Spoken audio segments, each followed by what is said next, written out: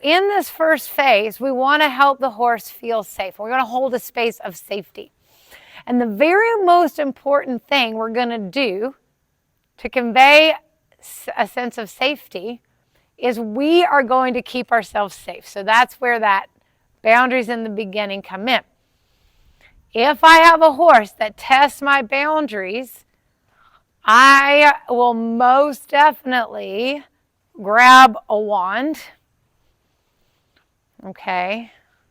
I don't like calling it a whip because I don't want to ever whip them or hurt them or anything like that. It's not for that, but it's for holding my personal space. I can keep myself safe.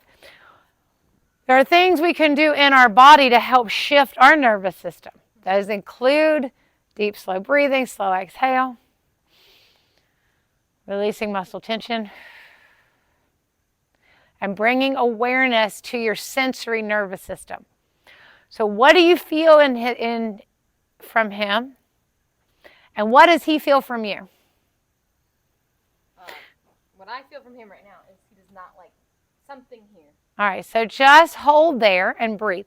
So you're not going to add more if he shows a response. So you hit a trigger, we're not going to add, we don't want to push past that, but we can hold the space. So simply touch and bringing awareness to a part of his body can hold a space where he can shift that trigger response to, okay, this is happening and I'm still safe. Does that make sense? So again, he has the ability to move away and to tell you. Now, when he steps into you, your first response was to take a step back. And I'm going to suggest that you let this be an opportunity for him to experience you as the tree. So you're doing these wonderful, nice things, but within this time of helping him release tension, to feel safe, to shift the nervous system, to let go of tension in the body, all these great things you're doing, you're also doing groundwork. The groundwork being, you want him to organize himself around you.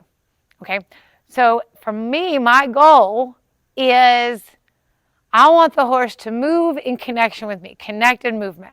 It's not about teaching tricks. It's not about making them do stuff. It's just, can I ask in a language that they already know, which is movement and energy and our position, our body language. And can I hold their attention, and get them to stay connected and move in that way. So it's not so much of a training thing. So I want him to start here to learn to organize around me, and then as I move, to organize around that movement. Does that make sense? Yep. So it starts here. So we're just, again, we're helping him to get more relaxed. We're helping him to tune into the sensations he's in his body, what he's feeling, instead of all what's out there. What's he feeling from you? And when it's time to ride, we want him to be 100% responsive to what he feels from you and following your movement. So this is where it starts, right? And I tell people, it's like, if you can't do something on the ground, don't expect to do it when you ride. Now, he is pushing into you. Now, here, again, I don't like to get into a physical thing with the horse, so I know they can overpower me. I got no doubt about it.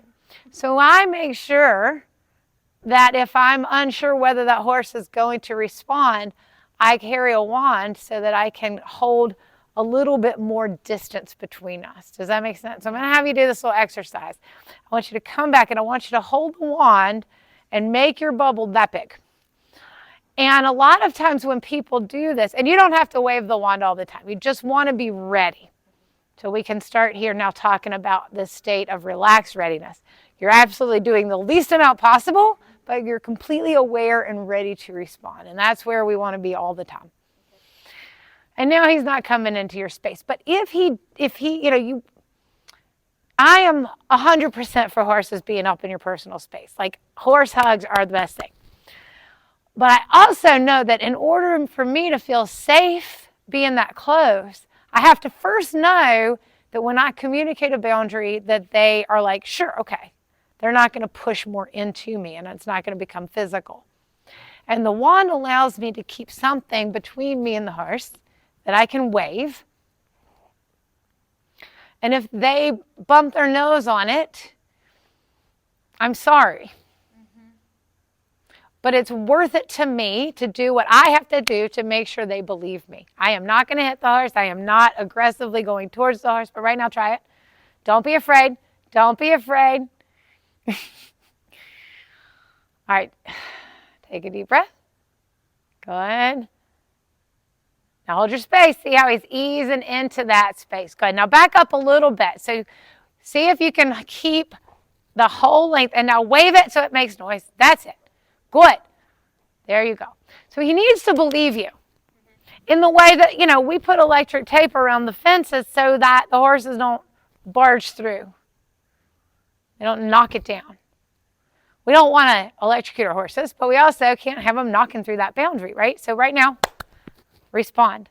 Now, you don't have to hit him, but you want to catch him before he's that close. Does that make sense? Yep. And so the responsibility is on you to communicate your boundaries and communicate it on time.